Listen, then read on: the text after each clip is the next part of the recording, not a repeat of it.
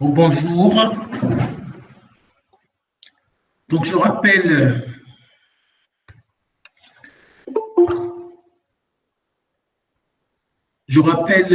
l'essentiel de ce qu'on a vu dans la première séance, c'est que dans la matière, l'onde subit une atténuation et que le vecteur d'onde, c'est-à-dire toutes les grandeurs, soit l'indice, soit le vecteur K, donc sont des vecteurs complexes. C'est ça donc l'essentiel. Nous avons trouvé la relation de dispersion à partir des équations de Maxwell.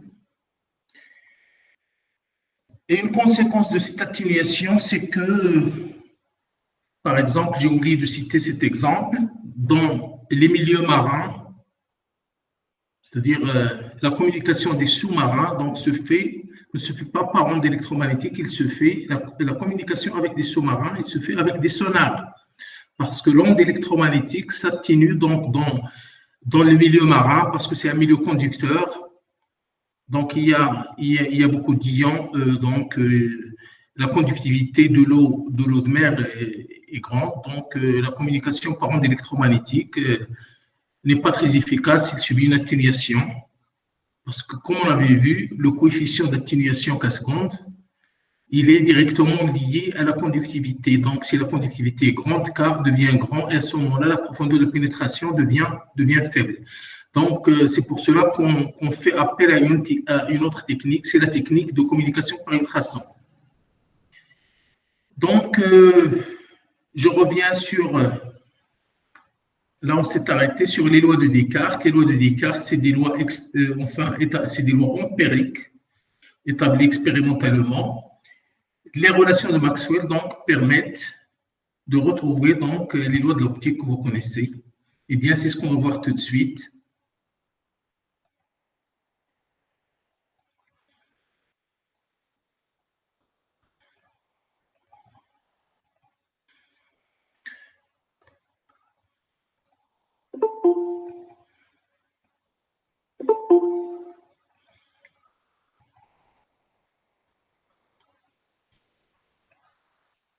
Eh bien, je considère deux milieux d'indices,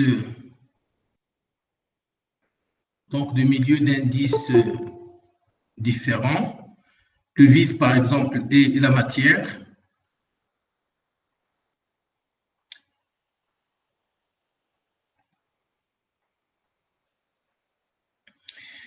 Là, vous avez l'onde OI. I, c'est ce point-là. Vous avez l'onde OI. C'est l'onde incidente.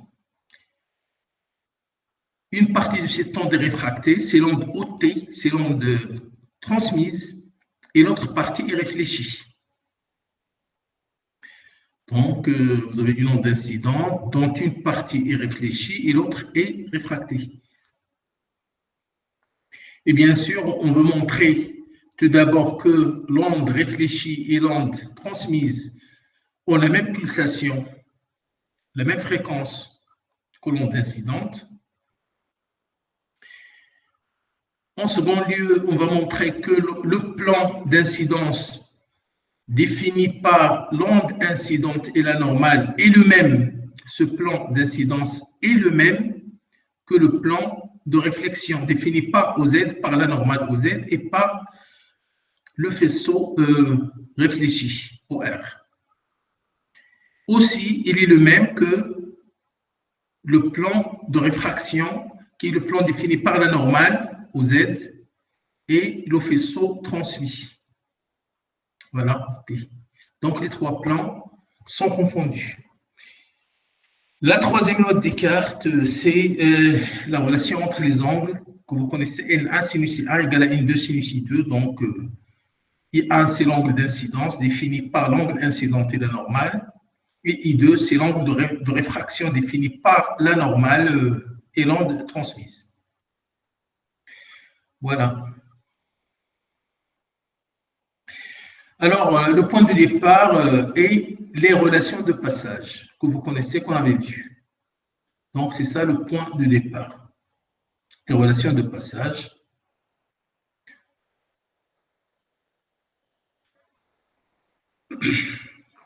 Donc, dans le milieu 1, on a deux ondes qui se superposent.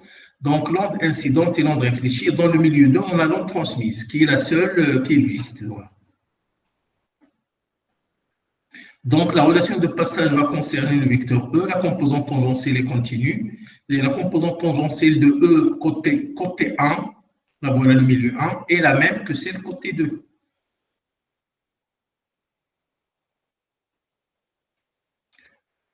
Et pour H, donc, vous avez aussi la continuité de la composante tangentielle de H, étant donné qu'on a des milieux diélectriques. Donc, ils sont dépourvus de courant réel. Donc, il n'y a que des courants de polarisation. Il n'y a que des charges, voilà. Il n'y a que des courants, c'est ça, oui. Donc, il n'y a pas de courant réel. Donc, GL est égal à 0. GL est égal à 0. Voilà, donc on va utiliser la relation de continuité.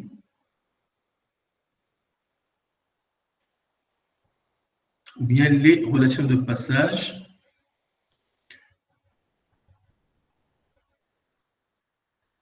Chaque onde est caractérisée par son vecteur d'onde, KI pour l'onde incidente, KR pour l'onde réfléchie, KT pour l'onde transmise. Et les pulsations oméga I, oméga R et oméga T. I, c'est toujours pour l'onde incidente, R pour l'onde réfléchie, T pour l'onde transmise.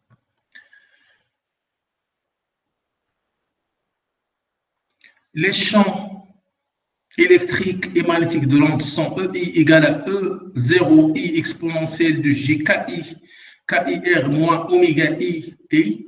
Donc, alpha, c'est pour IRT. Et vous avez la relation qui relie B à E. C'est la fameuse relation B égale à K vectoriel E sur oméga. Donc, alpha, c'est ou bien I ou bien R ou bien T. Ça, c'est l'expression des ondes du champ magnétique et champ électrique. 11 est égal à 0, c'est-à-dire au niveau de l'interface. On écrit les équations de continuité, c'est-à-dire les relations de passage. Donc, pour chacune de ces ondes, que ce soit pour le vecteur H ou pour le vecteur B, et pour le vecteur E, pour le vecteur H, donc vous avez la continuité de part et d'autre de l'interface. Là, vous avez le champ E qui est perpendiculaire, plan de la page ou bien plan du slide. Donc, E est dirigé suivant EX, comme vous le voyez là. Donc, E est dirigé suivant EX. Il est perpendiculaire. Là, je le considère au niveau du point O. Je considère les trois vecteurs au niveau du point O. Au niveau du point O, légèrement au-dessus de O, ça me donne l'onde incidente et l'onde réfléchie. Et légèrement en dessous, ça me donne l'onde transmise. Donc, vous avez égalité des composantes tangentielles. Égalité des composantes tangentielles. Et là, je considère le champ E perpendiculaire au plan. Il est perpendiculaire au faisceau, donc je le considère donc perpendiculaire au plan OIZ. Donc, il est perpendiculaire, donc c'est bien la composante tangentielle. Donc, c'est un champ qui est contenu dans le plan XY. Donc, là, je considère les composantes tangentielles. J'ai la continuité des composantes tangentielles de E et de H, qui est des H d'IB. d'IB. Parce que là, vous avez H est égal à B sur mu0. H est égal à B sur mu0. Donc, c'est des matériaux non aimantés. C'est des matériaux non magnétiques. Alors, mathématiquement, regardons mathématiquement cette expression-là. Cette expression ne peut avoir lieu quel que soit T, sauf que si les oméga I sont les mêmes. Donc, mathématiquement, cette relation ne peut jamais s'écrire, sauf si les oméga sont identiques. Alors, on comprend alors que les trois ondes, incidentes, réfléchies et transmises, ont la même fréquence. Donc, j'ai écrit la relation de passage pour le vecteur E et pour le vecteur H. A, ça peut être soit le vecteur E, soit le vecteur B, soit le vecteur H. Qui dit H dit B. Donc, c'est une propriété est vérifiée pour H. Donc, il est aussi vérifié par mu0 fois h, qui est B. Donc, les trois ondes incidentes, réfléchies et transmises ont la même fréquence. Ça, c'est la première conclusion. Voilà, donc... Maintenant, une autre propriété intéressante. Quel que soit R dans le plan, vous avez aussi l'IKR. Là, vous avez aussi, pour avoir cette relation-là, pour l'avoir, voilà, pour l'avoir, pardon, voilà, pour avoir ceci, pour avoir cette égalité-là, je suis obligé d'avoir les KR qui sont constants parce que ça doit être vérifié quel que soit R. Quel que soit R et quel que soit T. Cette égalité doit être vérifiée quel que soit R et quel que soit T. Donc, pour R fixé et T variable, donc, cela impose l'égalité des pulsations. Maintenant, à un instant donné, ça doit être vérifié quel que soit R. Donc, cela impose donc que les KR, les produits scalaires KR, doivent être identiques. Donc, on doit avoir KI scalaire R égale à KR scalaire R égale à KT scalaire R. Mais quel R? De quel R il s'agit? De quel R il s'agit? Il s'agit donc, comme on est au niveau de l'interface, donc, tout vecteur OM, là vous avez O en ce point-là, tout vecteur OM tel que M doit être contenu dans le plan XY, dans le plan de l'interface. L'interface, là, c'est le plan XY. Donc, quel que soit R, quel que soit le vecteur OM dans le plan XY, cette relation doit être vérifiée quel que soit le vecteur OM dans le plan XY. Parce que là, c'est au niveau de l'interface. La relation de passage, j'ai toujours insisté qu'elle est valable au voisinage de l'interface. Donc, quel que soit R, vecteur rayon appartenant au plan X, Y définissant l'interface, donc on doit avoir cette égalité-là. Voilà, vous avez les cas R qui sont les mêmes, que ce soit pour le KI ou le K indice R ou le K, que ce soit pour l'onde incidente, réfléchie ou transmise, donc tous les cas R doivent être identiques. Et bien sûr, R, c'est un vecteur rayon appartenant à l'interface.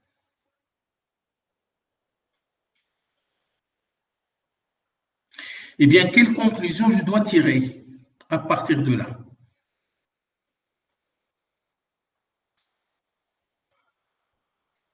Quelle conclusion je dois tirer?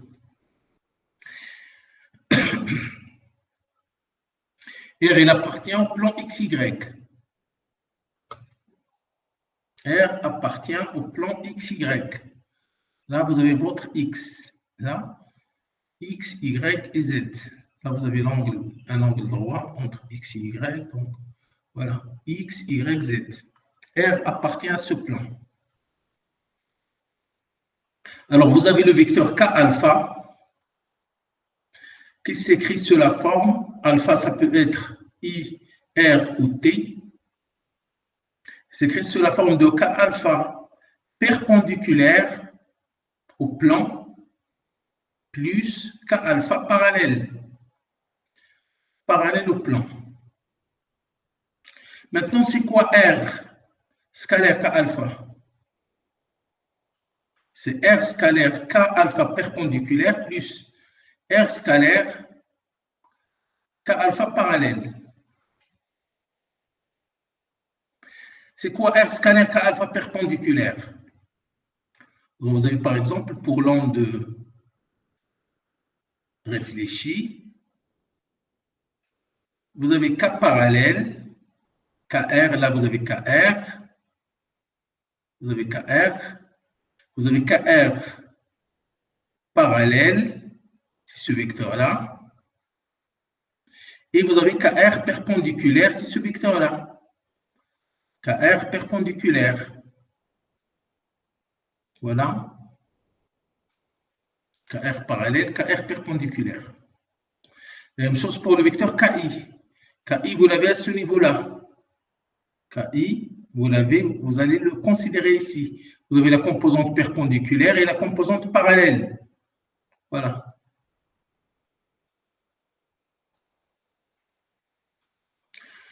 C'est quoi ce terme-là? R scalaire, K perpendiculaire. C'est 0 parce que R est perpendiculaire à K perpendiculaire. R, il est dans le plan XY. Perpendiculaire, ça veut dire perpendiculaire au plan XY. Perpendiculaire au plan XY. Perpendiculaire à l'interface. Et là, c'est parallèle à l'interface. Donc, comme R appartient au plan X ou Y, qui est le plan de l'interface, eh bien, vous avez cette composante qui est nulle. Voilà. Donc, le produit scalaire de R avec les composantes, avec les vecteurs d'onde, le produit scalaire de R avec la composante perpendiculaire du vecteur d'onde, c'est 0. Donc, en fait, ce qu'on a ici, KI parallèle, KR parallèle, voilà, et KT parallèle. Voilà, c'est ce qu'on a là. Parce que là, donc, le reste, c'est 0. L'autre composante, KI, je la décompose en KI perpendiculaire plus KI parallèle. Or, le produit scalaire de R avec KI perpendiculaire, ça donne 0. Parce que R, on est bien dans l'interface. On a appliqué la relation de passage en considérant un point M de l'interface. Et R, c'est OM. Comme M appartient à l'interface, donc il appartient au plan XY. Donc, R appartient au plan XY. Par contre, à la composante perpendiculaire, il est dirigé suivant Z. Il est donc perpendiculaire au plan. Donc, ce qui reste alors dans ces produits scalaires, ce qui reste concerne uniquement les composantes parallèles. C'est bon, c'est clair? Eh bien, ceci doit être valable quel que soit R dans le plan. Quel que soit R dans le plan de l'interface, c'est-à-dire dans le plan du dioptre. Dioptre, c'est l'interface. Eh bien, pour avoir ceci, il faut absolument avoir ces trois vecteurs qui sont confondus. Les voilà. Donc, je projette KR sur le plan. J'ai donc KR parallèle. Il est le même que KI parallèle, il est le même que KT parallèle. Alors, les trois sont confondus et ils ont la même appellation, c'est K grand T, K grand T, K grand T. Voilà. Voilà. Tout simplement. Alors, la projection, donc, quelle conclusion je dois tirer à partir de cette relation de passage? Les trois vecteurs d'onde ont la même projection sur le plan du dioptre, sur le plan de l'interface. C'est-à-dire, je les projette sur le plan, les trois composantes sont confondues. Les trois projections sont confondues. C'est ça donc la signification, c'est ça la démonstration, enfin, ce qu'il faut tirer. Alors donc, KI, KR et KT ont la même projection K grand T sur le dioptre. Quelle conclusion je dois alors tirer du moment où ils ont les trois composantes?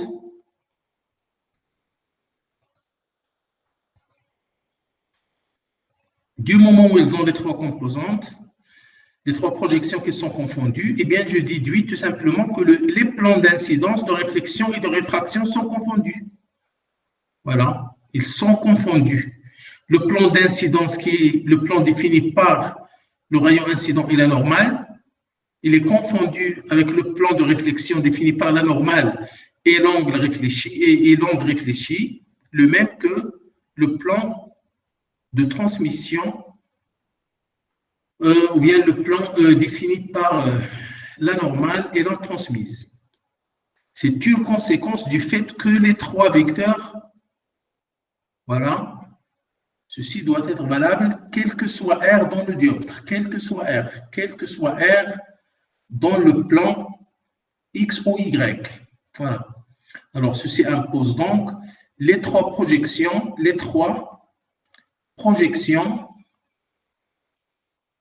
sont confondues.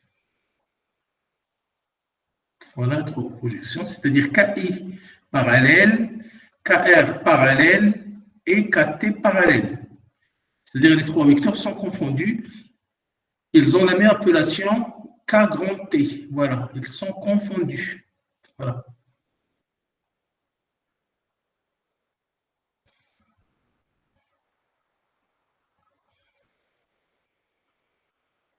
Est-ce que vous avez des questions?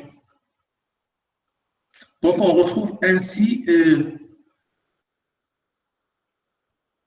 la première loi de Descartes.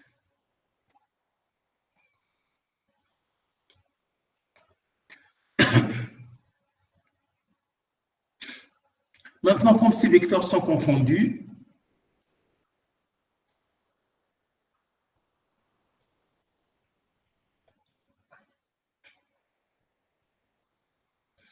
vous avez donc le vecteur KI, vous avez le vecteur KI qui est égal à oméga I sur C, à oméga N1 sur C. Donc, vous avez le vecteur K, le vecteur d'onde, c'est oméga sur V, c'est oméga N sur C. Donc, vous avez KI au module qui est égal à oméga N1 sur C. KR, c'est oméga N1 sur C, parce que donc c'est le même milieu. L'onde incidente et l'onde réfléchie donc se propagent dans le même milieu. Et vous avez KT, c'est oméga N2 sur C. Voilà. Ils ont la même projection. Ils ont la même projection.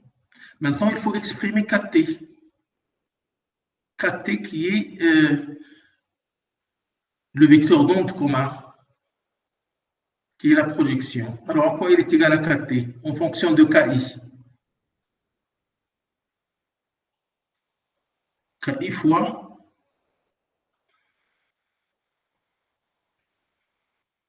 alors KI KT égale à KI sinus I, c'est ça? Là, vous avez ici l'angle I. Vous avez là l'angle I. KT, vous avez KT sur KI est égal à sinus I. Voilà, sinus I. Vous avez aussi KT sur KR égale à sinus I prime. Voilà. Et vous avez KT, le même KT est égal, voilà, vous avez KT sur K grand T sur K petit t est égal à sinus R. Donc, c'est KT sinus R. Voilà, vous remplacez maintenant KI par son expression. Donc, je réécris ceci sous la forme de KT, K grand T, c'est-à-dire cette projection-là, K grand T, je répète, K grand T divisé par KR, c'est le cosinus de cet angle qui est le sinus de I', le sinus de l'angle complémentaire. Voilà, c'est ce qu'on avait utilisé. On a toujours raisonné sur le cosinus de l'angle complémentaire qui est égal au sinus de l'angle considéré. Donc, vous avez KT qui est égal à KI. C'est quoi KI? C'est L1 oméga sur C fois, c'est L1 oméga sur C fois sinus I. Vous avez aussi KT qui est égal à KR sinus I'. KR, c'est L1 oméga sur C sinus I', qui est égal à N2 oméga sur C fois sinus R. Voilà, vous avez la même chose. Ainsi, vous avez N1 sinus I est égal à N2 sinus R. Donc, vous avez de la N1 sinus I prime, ou alors si vous comparez, c'est la même chose, c'est les mêmes grandeurs. C'est la même grandeur qu'on a exprimée en fonction de sinus I, en fonction de sinus I prime et de sinus R. Donc, vous avez N1 sinus I est égal à N2 sinus R, égal à N2 sinus R. Et vous avez, en comparant ces deux-là, vous avez I égal à I prime, c'est-à-dire l'angle d'incidence est égal à l'angle de réflexion. Et là, vous avez l'angle de réfraction. Voilà, vous avez la loi de Descartes, seconde loi ou bien deuxième loi de Descartes. C'est bon, c'est comme ça donc qu'on exprime les lois de Descartes. C'est pas difficile, c'est pas compliqué. Vous avez les KR qui doivent être identiques. Je scinde K en composante perpendiculaire au plan et composante parallèle au plan. La composante perpendiculaire au plan scalaire R dans le plan XY, parce c'est les relations de passage qu'on applique. C'est au niveau de l'interface. Donc, le vecteur R doit appartenir à l'interface. M doit appartenir à l'interface, je l'ai toujours dit, et vous avez OM qui est égal à R, qui appartient à l'interface. Donc, tout produit scalaire de R avec un K perpendiculaire, c'est 0. Donc, ce qui reste, c'est K parallèle. Et ceci doit être identique pour tous les trois vecteurs, quel que soit R dans l'interface. Alors, cette généralisation, quel que soit, donc impose à ce que les trois vecteurs aient la même composante, KT, la même projection KT sur l'interface. Voilà, j'exprime donc KT en fonction de KI et l'angle, et le sinus des trois angles. Voilà, je compare la première relation avec la seconde pour déduire I égale à I', l'angle d'incidence. L'angle d'incidence est égal à l'angle réfléchi, à l'angle de réflexion. L'angle d'incidence est égal à l'angle de réflexion. Je compare 2 et 3. Je déduis alors, j'écris l'égalité, je déduis N1 sinus I', ou bien je compare 1 à 3. 1 à 3, c'est la même chose. Donc, je déduis que N1 sinus I est égal à N2 sinus R. Vous avez oméga sur C qui saute. Voilà, ainsi on établit donc les lois de Descartes à partir des relations de Maxwell. Voilà. C'est donc la troisième loi de Snell-Descartes, qui est alors la première loi. Donc, la seconde loi, c'est l'angle d'incidence, c'est ça. Alors, la première loi, les trois plans sont confondus. Le plan d'incidence, de réflexion et de réfraction sont confondus. Ça, c'est la première loi. La seconde, l'angle d'incidence est égal à l'angle de réflexion. Et la troisième, la relation en sinus qui lie l'angle d'incidence et l'angle de réfraction. N1 sinus I1 est égal à N2 sinus I2 ou bien N1 sinus I égale à N2 sinus R. Voilà. Est-ce que vous avez des questions? Alors, je rappelle que ces lois ont été établies expérimentalement par Snell-Descartes.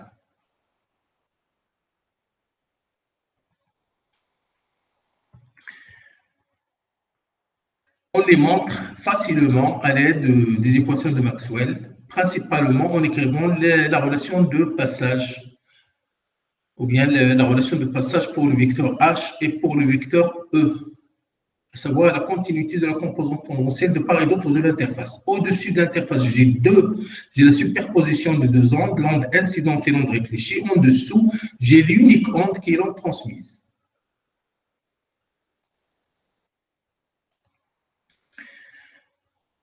Est-ce que vous avez des questions?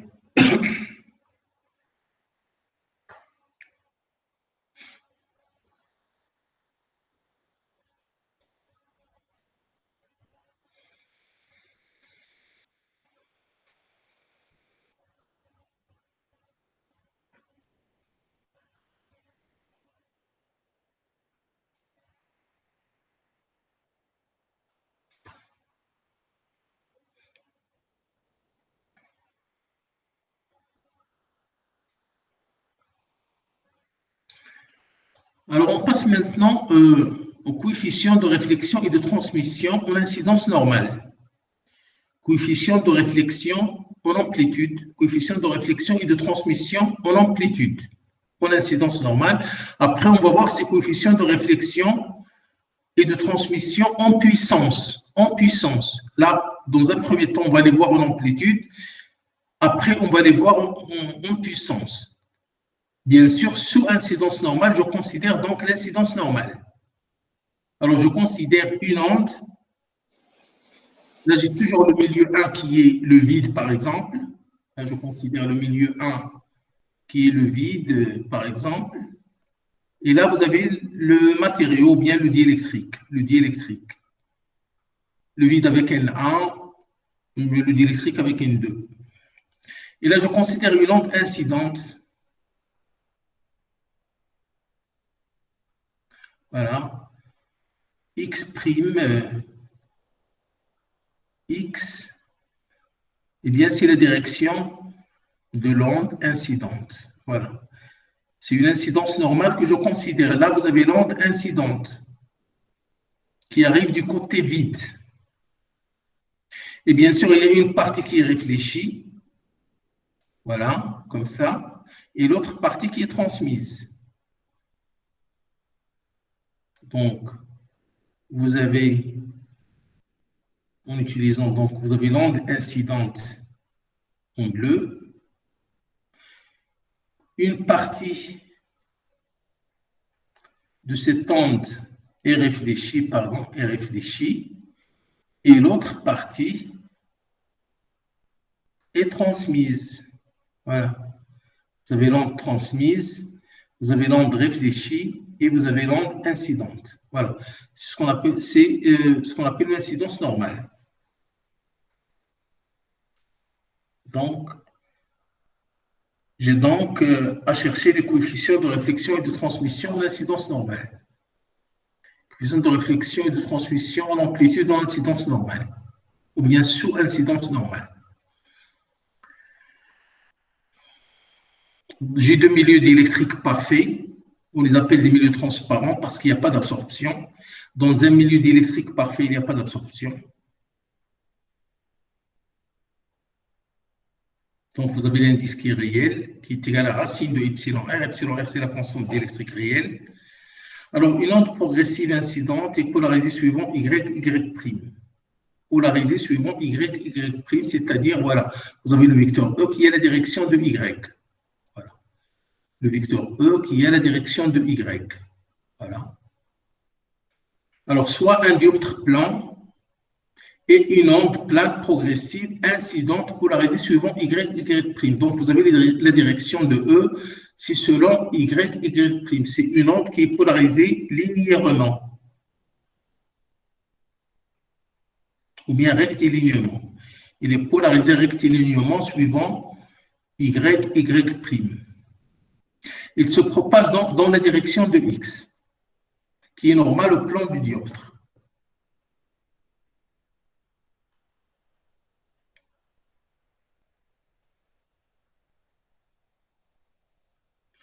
Les champs électriques et magnétiques des ondes réfléchies et transmises sont polarisés comme ceux de l'onde incidente. Là, vous avez KI. KI est dirigé suivant UX. Là, vous avez la direction UX. Là, vous avez UX. Dans cette direction-là. Donc, vous avez KI qui est dirigé suivant UX, KR qui est dirigé suivant moins UX, et KT, l'onde incidente, qui est dirigée suivant UX. Alors, simplement pour attirer votre attention, le schéma que vous avez ici, ce point-là, c'est celui-là. Ce point-là, c'est celui-là. Voilà, ce point, c'est celui-là. Seulement, on les a séparés pour ne pas, pour avoir une figure lisible. Donc, une figure, donc, sinon, si on met tout là, donc au même endroit, eh bien, on risque d'avoir une ambiguïté. Donc, c'est les mêmes points. Ce point, il est le même ici. Les trois points sont confondus ici. On les a séparés rien que pour éclaircir la figure, c'est tout. Sinon, il faut les mettre tous les trois ici. Ce point, il faut le tromballer ici. Il faut le traîner jusqu'au-là. BR, pareil. Donc, on fasse ce point qui concerne, enfin, relatif à l'onde réfléchie. Donc, il doit être placé ici. Celui-là doit être placé là. On les a séparés rien que pour éclaircir la figure.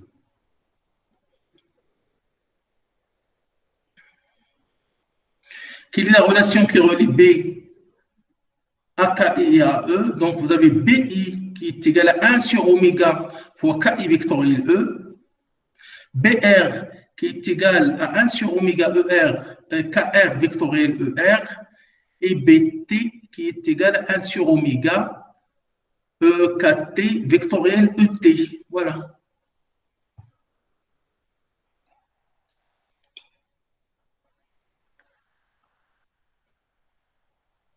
Et là aussi, on écrit les relations de passage. On écrit les relations de passage. Donc, vous avez le champ E et H qui sont continus. H, c'est B sur mu0. Donc, si H est continu, B aussi est continu parce qu'ils sont, il n'y a que mu0 donc, qui est un coefficient de proportionnalité. Donc, s'il y a une propriété qui est vérifiée par un de ces champs, il est vérifié par l'autre. Donc, E et B sont continus. Donc, ils ont leur composante tangentielle continue. E a une composante tangentielle continue. B aussi, pareil. Quelle est la composante tangentielle de E? Dans le milieu 1, vous avez ET. Vous voyez bien qu'il est tangent à l'interface. Vous avez ET plus ER. Vous avez plutôt EI. Là, vous avez EI. Excusez-moi, donc si j'écris comme ça, pour voilà. Vous avez EI plus ER. Voilà, EI plus ER qui est égal à ET. Vectoriellement. Et vous avez BI plus BR égale à BT. Vous avez HT, HI plus HR égale à HT. Vous remplacez H par B sur mu0, vous aurez donc cette propriété-là. Vous avez donc la même propriété pour le vecteur H. Et là, vous remplacez BI par son expression, c'est KI sur oméga vectoriel EI. BR, c'est KR sur oméga vectoriel ER. Et BT, c'est KT sur oméga vectoriel ET. Donc, on n'a rien fait que d'appliquer, on n'a fait que d'appliquer les relations de passage. E dans le milieu 1, la composante tangentielle de E dans le milieu 1 est la même que dans le milieu 2. Dans le milieu 1, c'est la somme des deux. Dans le milieu 2, c'est l'unique, ça concerne uniquement l'onde transmise. La même chose pour H. Voilà. Là, vous avez KI qui est suivant X et vous avez KR qui est suivant moins EX. C'est ce qui explique ce signe moins que vous avez ici. Ceci explique le signe moins que vous avez là.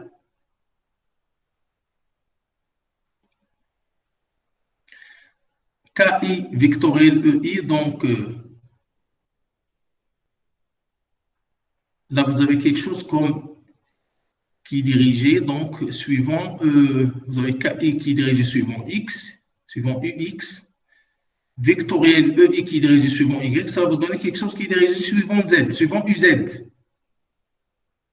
Donc là c'est suivant UZ. Le deuxième c'est suivant moins UZ. Et l'autre c'est suivant UZ, donc de ce signe moins qui apparaît ici. Donc, quelle est la relation qui relie les amplitudes complexes des trois champs? Là, vous avez EI plus ER égale à ET.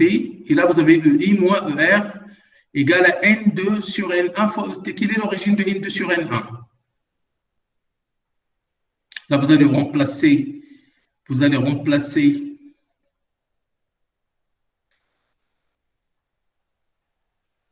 KI par N1 oméga sur C, N1 oméga sur C, N1 oméga sur C fois UX, KR, c'est N1 oméga sur C fois moins UX, KT, c'est N2 oméga sur C. N2 oméga sur C fois UX. Et vous effectuez le produit, vous effectuez votre produit vectoriel. Les champs E sont dirigés suivant Y et vous obtenez directement cette relation-là. Pas compliqué. Voilà.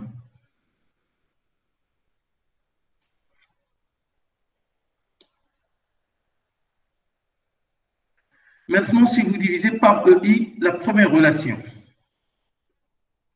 si vous divisez par EI la première relation et la seconde, qu'est-ce que vous obtenez?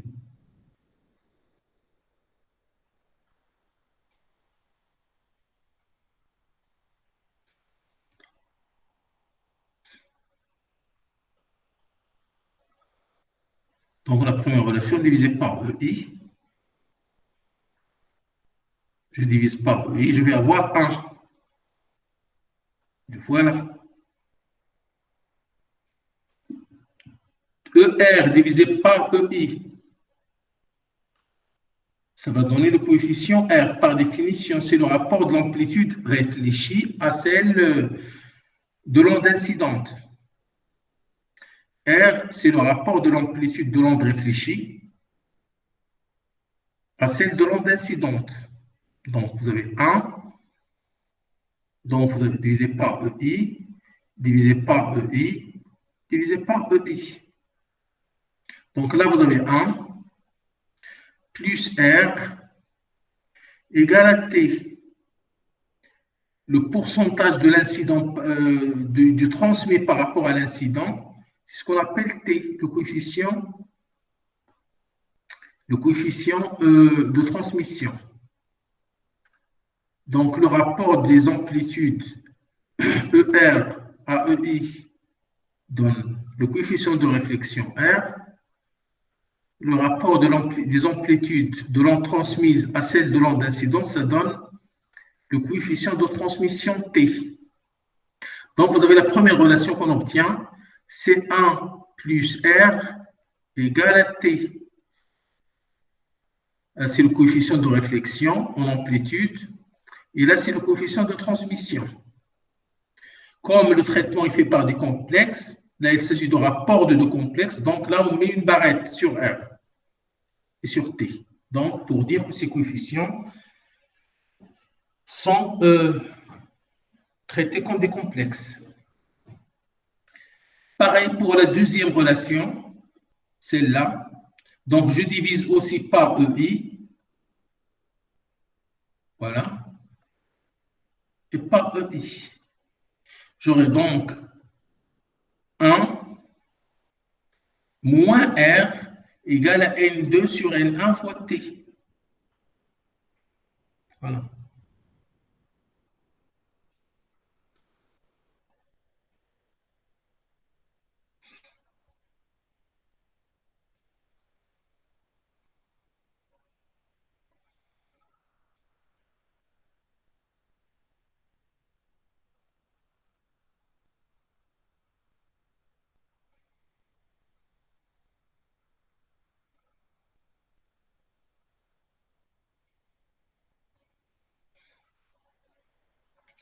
Donc, le détail, vous l'avez bien sûr dans le fascicule, dans tous les cours du cours.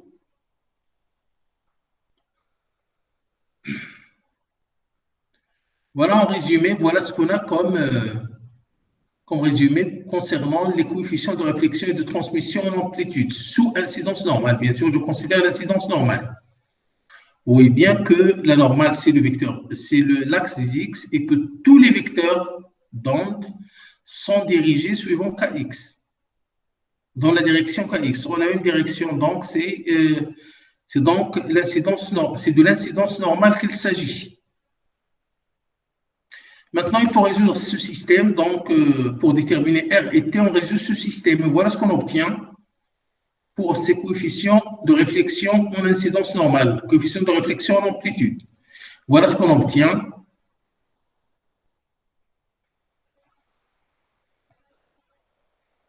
Voilà.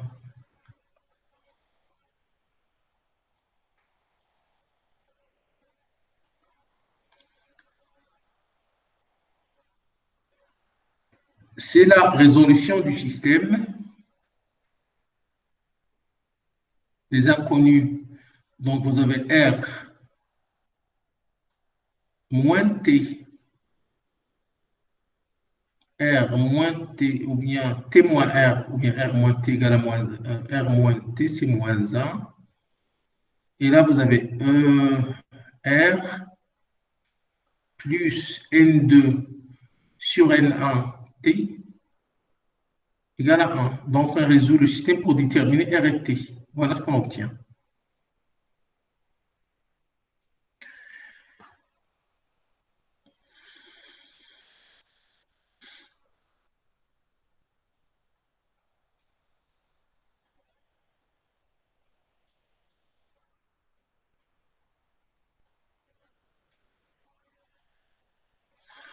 Là, vous avez une remarque par réflexion sur un milieu plus réfringent, EI et onde déphasage, ou bien ER, là vous avez ER, et temps de déphasage de pi par rapport à EI. Comment peut-on le conclure? Comment l'a-t-on conclu? Un milieu plus réfringent, c'est-à-dire si N2 plus réfringent, c'est-à-dire N2 supérieur à N1. Alors, si N2 est supérieur à N1, vous avez R qui est négatif. Eh bien, si R est négatif, ça veut donc dire qu'il y a un déphasage de pi. Parce que là, n'oubliez pas que R, c'est ER sur EI. Donc, si ER sur EI est négatif, ça veut donc dire qu'il y a un déphasage de pi entre l'onde incidente et l'onde réfléchie et l'onde incidente. Par contre, si N1 est supérieur à N2, donc par réflexion sur un milieu moins réfringent, donc là, cette fois-ci, vous avez N2 qui est inférieur à N1. Cette fois-ci, vous avez ER qui est en phase avec EI. Mais vous avez toujours ET qui est en phase avec EI. Donc, l'onde transmise est toujours en phase avec l'onde incidente. Parce que là, T, c'est toujours positif, car T est toujours bon. Enfin, T est positif. Bien sûr, s'il s'agit d'un... si l'indice... là, on suppose que les indices sont réels. T est positif.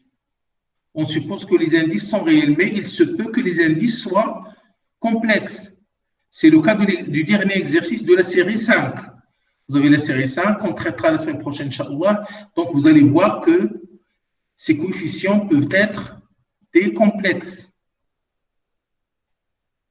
Donc, car T est réel. Là, vous mettez réel, réel positif.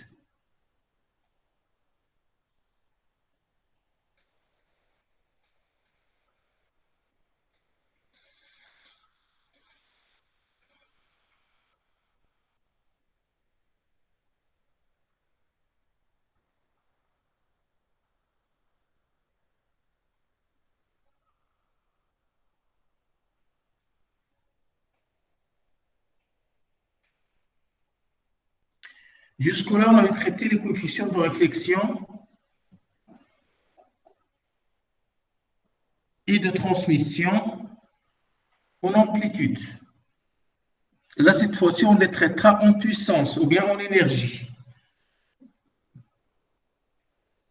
On les traitera en puissance ou en énergie. C'est... Voilà.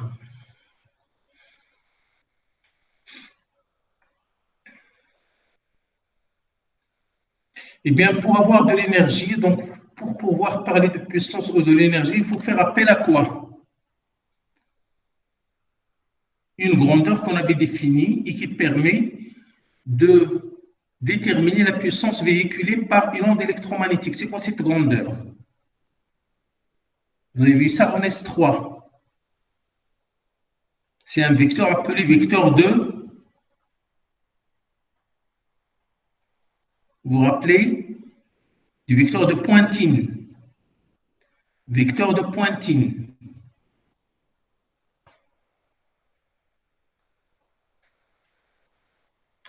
Donc, vecteur de Pointine.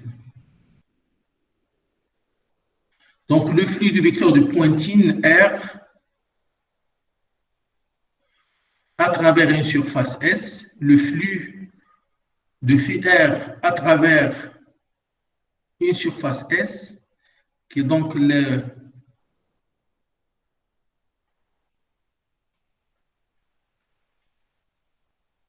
l'intégrale double de RTS. Donc, ça donne la puissance rayonnée à travers la surface.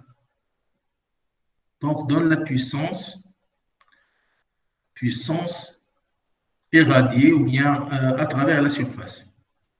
À travers la surface.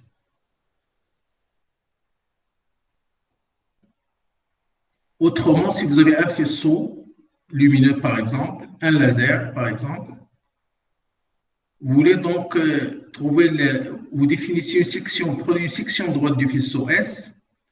Quel est le flux?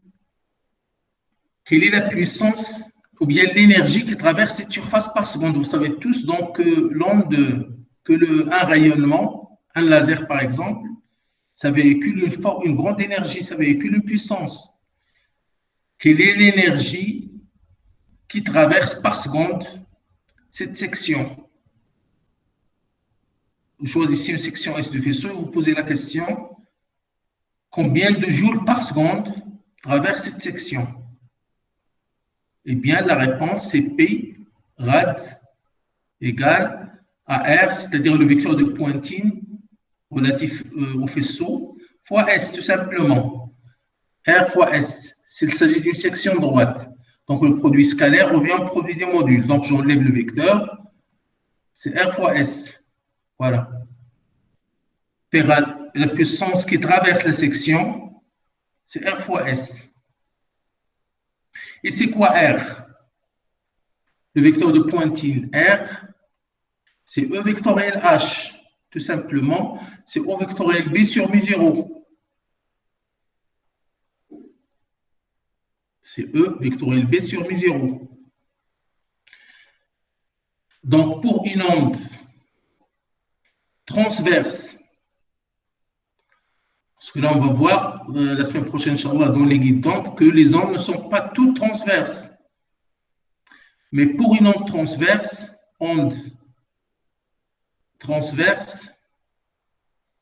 c'est-à-dire E et B perpendiculaires au vecteur K, tous les deux, à ce moment-là, vous avez ceci qui est égal, vous avez donc R qui est égal à EB sur mu0 fois UK, l'unitaire du vecteur K. Or B,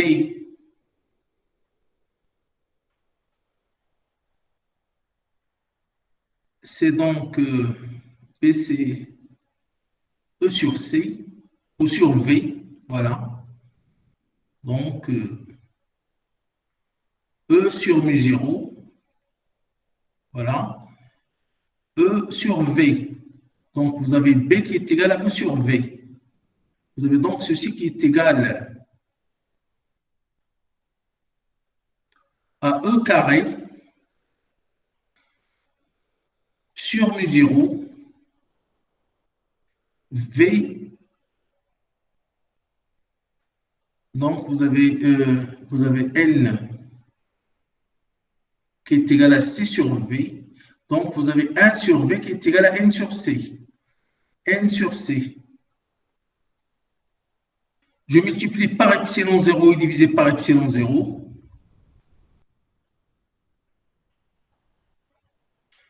Pour avoir ici mu0, voilà, mu0, epsilon 0, mu0, C carré. Là, je multiplie aussi par C. Et là, je mets au carré. Pour avoir donc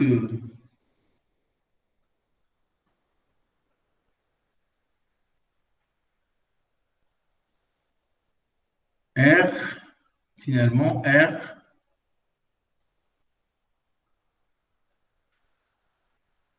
c'est N, C epsilon 0, NC epsilon 0 fois E carré. Voilà. Fois E carré, c'est-à-dire le carré du module de E. Le carré du module de E fois UK. Voilà. Voilà l'expression du vecteur de pointine pour Voilà l'expression du vecteur de Poynting.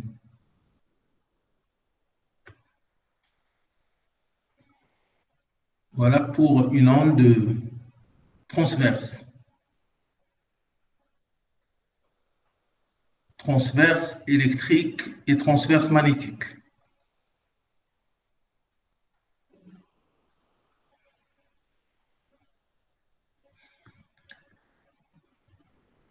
Maintenant, quelle est la puissance? Quelle est la puissance surfacique? Quelle est la puissance à travers une section?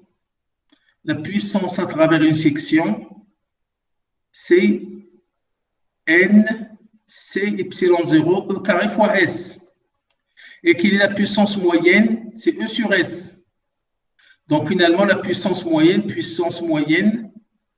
c'est tout simplement, c'est R. C'est le module de R, tout simplement. Puissance moyenne, c'est N C epsilon 0 E carré. Voilà. C'est ça donc la puissance surfacique moyenne. La puissance surfacique moyenne, c'est, vous avez la puissance, c'est le flux de R à travers S, donc c'est R au module fois S. Il s'agit d'une section droite. S, c'est la section du faisceau, vous voyez là. La puissance qui traverse la surface, la puissance de radiation qui traverse la surface. Si vous divisez par S, vous obtenez la puissance moyenne. La puissance moyenne, donc... mais là, vous avez pour la puissance moyenne, vous avez l'amplitude là qui est prise en compte. Là, vous avez l'amplitude. Vous avez l'amplitude. Ici, c'est l'amplitude. Concernant la puissance moyenne, parce qu'on intègre par rapport à une période, on intègre sur une période et on obtient donc, au lieu d'avoir les valeurs instantanées jusque-là, c'est les valeurs instantanées. Instantanées, c'est le module. Mais là, donc, on a l'amplitude. C'est ça donc la différence. Après avoir intégré donc sur le temps, donc ce qui reste, c'est le reste des amplitudes. Donc faites bien attention, là vous avez la valeur instantanée, et là vous avez l'amplitude, tout simplement, d'où les amplitudes qui sortent à ce niveau-là. Vous avez les amplitudes qui sortent. Quelle est alors la puissance incidente? Et là vous avez le 1,5, effectivement. Puissance, là vous avez le 1,5 concernant la puissance moyenne. Puissance moyenne, là vous avez 1,5. Vous avez le facteur 1,5 qui sort. Et là vous avez l'amplitude.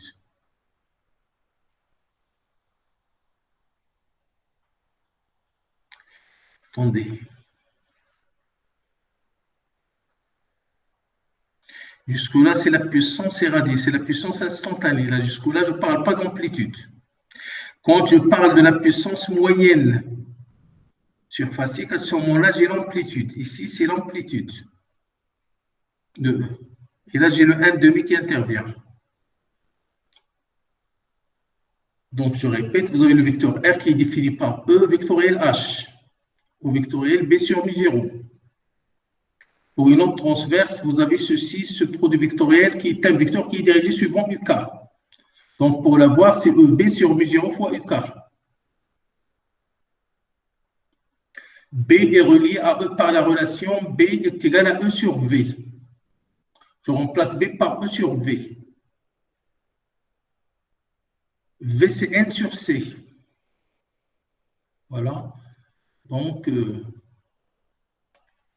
V, c'est C sur N plutôt. V, c'est C sur N. Vous avez N qui est égal à C sur V. Donc, vous avez V, c'est C sur N. V, c'est C sur N. Voilà. Je remplace B par son expression pour mettre en évidence le N. Je multiplie par C divisé par C, par epsilon 0 divisé par epsilon 0 pour avoir 1 au dénominateur. Vous avez epsilon 0 mu 0 C carré égale à 1. Finalement, ce que j'obtiens pour mon vecteur R, là, il faut multiplier toujours par UK, l'unitaire de la direction UK, de la direction K, pour avoir en fin de compte R égale à N C epsilon 0 E au carré fois UK. La puissance instantanée est radié à travers une surface, c'est le flux à travers la section S. Si je considère une section droite, il suffit de multiplier par S. Au lieu de parler de R, vous parlez donc de la puissance irradiée.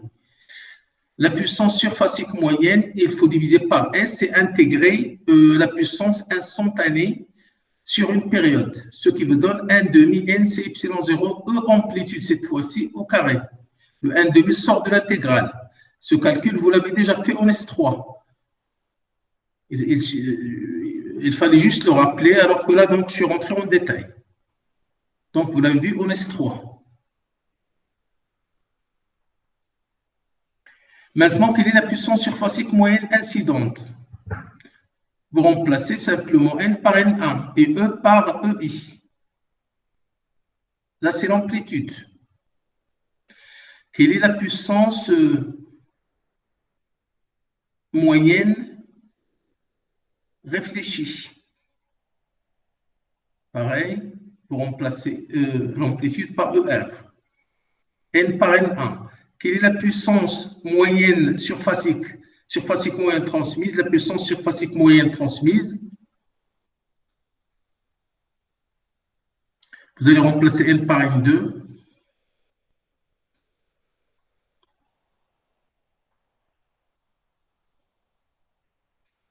Vous allez remplacer N par N2. Et l'amplitude par T.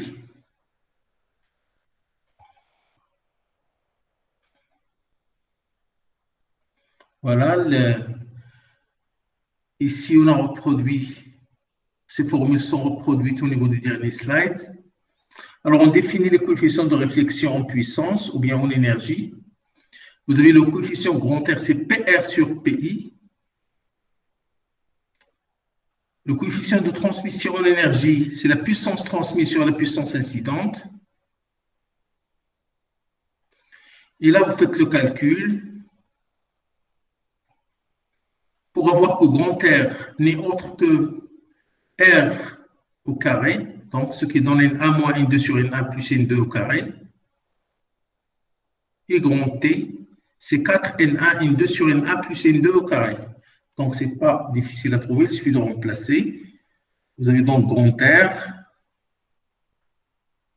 plutôt, pas confondre avec le coefficient. Donc, vous avez R, c'est PR, PR c'est 1 demi, N1, c'est epsilon 0, ER au carré. Ça c'est PR. PI, c'est 1 demi, N1, c'est epsilon 0, EI au carré. Alors finalement, tout cela se simplifie. Finalement, j'ai R qui est égal à ER, amplitude, sur EI, amplitude. Voilà. Et qu'est-ce que j'obtiens là? Donc, ça, c'est le coefficient petit r. Donc, c'est petit r au carré. Vous vous rappelez que petit r, c'est N1 avec R, c'est N1 moins N2 sur N1 plus N2. C'est ce qu'on avait trouvé tout à l'heure. Vous l'avez trouvé à quel niveau? C'est là. Voilà, vous le voyez. Donc, il suffit d'élever au carré. Voilà. Donc, finalement, R, c'est N1 moins N2 sur N1 plus N2, le tout au carré. Voilà. Et quelle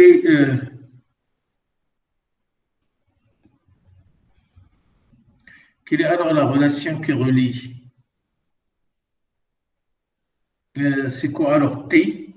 Là, vous avez R, le coefficient de réflexion, qui est le coefficient de transmission. Le coefficient de transmission, grand T, c'est la puissance transmise sur la puissance incidente. La puissance moyenne surfacique, c'est 1 demi N2, c'est epsilon 0 ET au carré. PI 1 demi N1, c'est epsilon 0 EI au carré. Donc, vous avez une simplification par 1 demi. Et là, vous aurez simplement T égale à N2 sur N1 fois ET sur EI, le tout au carré. Voilà ce qui vous donne grand T égale à N2 sur N1. ET sur EI, ça vous donne T, tout simplement le coefficient T. Ça vous donne le coefficient T. Donc T carré, voilà. Là, vous avez le coefficient T. Et vous avez l'expression de T. Vous avez l'expression de T. Donc, c'est N2 sur N1 fois petit t. C'est quoi petit t en fonction des indices? Voilà, 2N1 sur N1 plus N2. 2N1 sur N1 plus N2 au carré.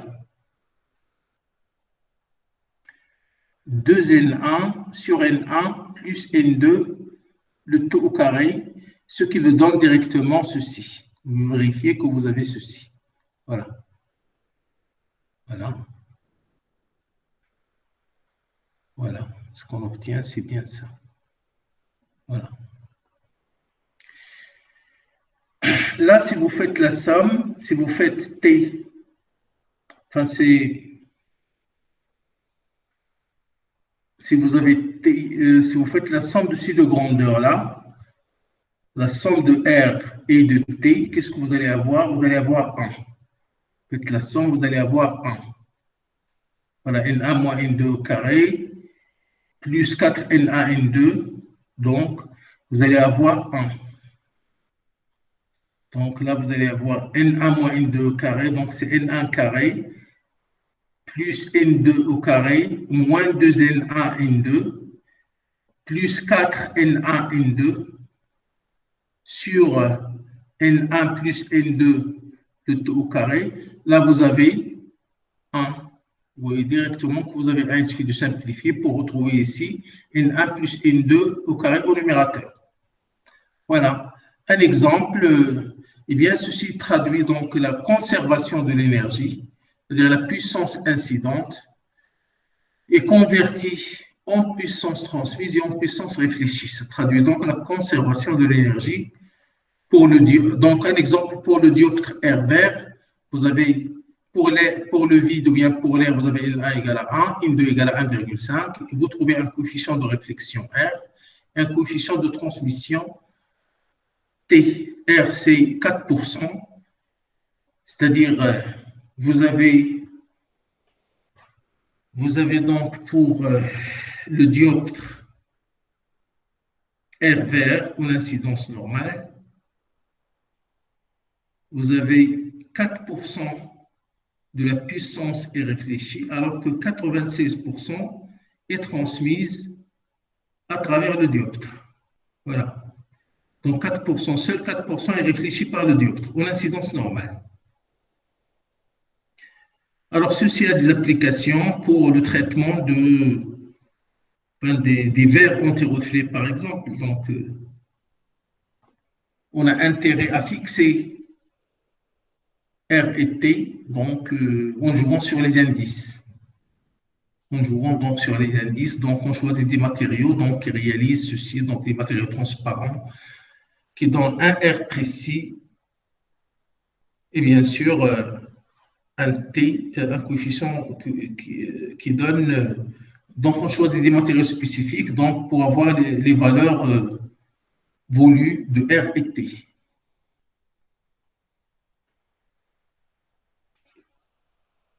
Voilà donc l'essentiel du cours sur la propagation dans la matière. Donc, je rappelle que l'indice est complexe.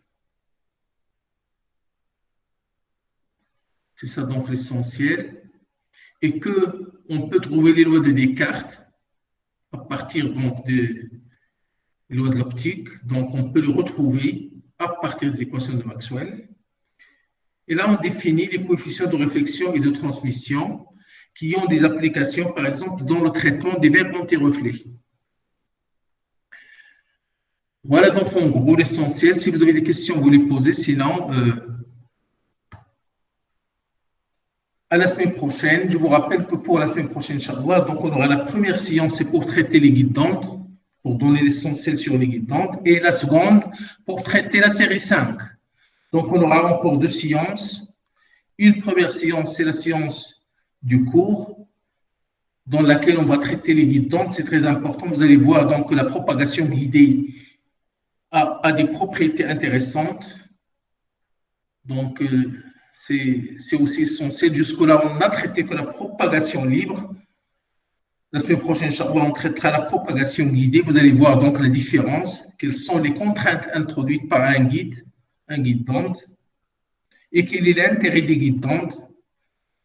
C'est vraiment quelque chose d'essentiel. Donc, vous avez sûrement vous avez entendu parler des fibres optiques. Donc, c'est un cas particulier des guides d'onde. Donc, et vous avez vu, donc, vous avez entendu parler aussi donc, des lignes de transmission. Donc, c'est des guides. Donc, tout cela, on va le voir la semaine prochaine, Inch'Allah. Donc, la première séance et la seconde sera réservée à la résolution des exercices de la série 5. Vous avez un rappel sur ce qu'on avait vu aujourd'hui, donc sur le traitement complexe, le traitement des opérateurs avec les complexes, JK et G oméga, donc la dérivée par rapport au temps et la dérivée, donc, et l'opérateur nabla. Donc, vous avez un rappel sur ça pour le premier exercice. Et on va passer tout de suite, on va passer directement à l'exercice 2 qui va porter sur l'étude d'un guide d'onde. Et la partie 3 qui sera réservée à la réflexion métallique. On va pouvoir donc retrouver ces coefficients de réflexion et de transmission. Donc, si vous avez des questions, je suis à l'écoute. Sinon, à la semaine, Inch'Allah, pour terminer notre programme. Donc là, on aura 2 séances, encore une fois, comme celle d'aujourd'hui. Je rappelle au groupe 1 qu'ils n'auront pas été dès le mardi. Donc, l'unique série qui reste sera traitée par tout le monde. Sera traitée par tout le monde, par tous les groupes. La deuxième séance du mercredi prochain, Inch'Allah. Donc, voilà. Donc, à la semaine prochaine. Au revoir et bon courage.